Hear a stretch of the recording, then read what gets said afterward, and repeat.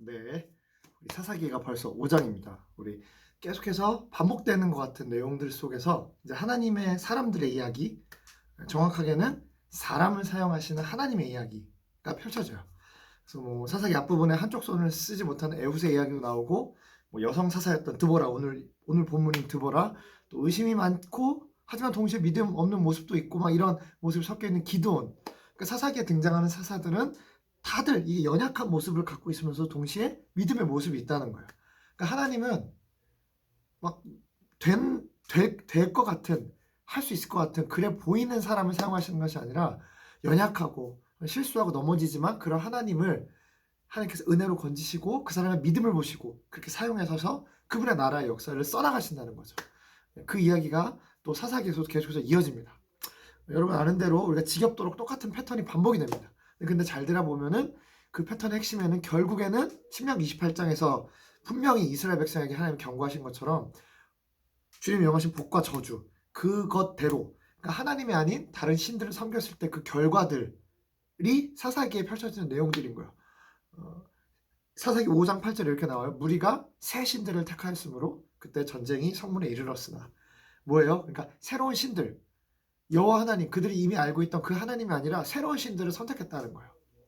신명기 32장에도 또 비슷한 말이 나오는데 그들이 다른 신, 그들이 알지 못하는 신들, 근래에 들어온 신들을 예배했다는 거예요. 그러니까 하나님이 질투하셨다는 거죠. 참 하나님이신 여호와를 버리고 그냥 새로운 신, 눈에 보이는 새로운 신들을 찾는 것입니다. 무엇이 지금 우리의 새로운 신들이 되어 있는지 좀 말씀을 묵상하면서 생각해 보게 됐어요.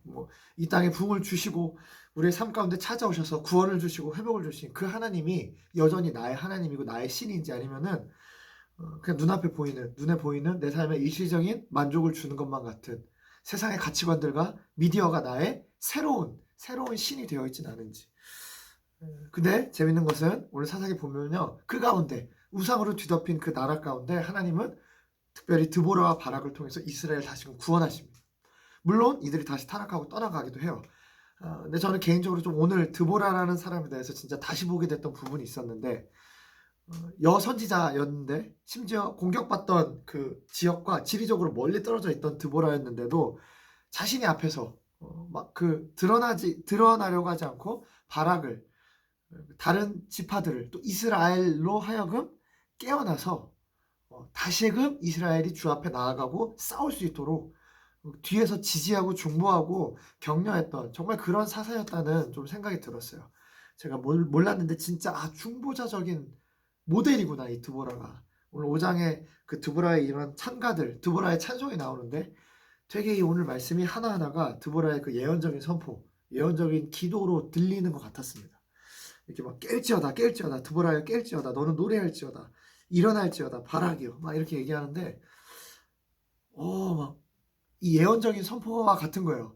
사사기에 뭐 그런 내용이 나오진 않았지만 아마 드보라가 정말 이들 뒤에서 마음을 움직여서 주께서 이들을 깨워주시도록 정말 중보하고, 진짜 오늘 본문의 표현대로 어머니와 같이 이스라엘에 있었던 그런 사사가 아니었나 하는 생각을 좀 해봤습니다.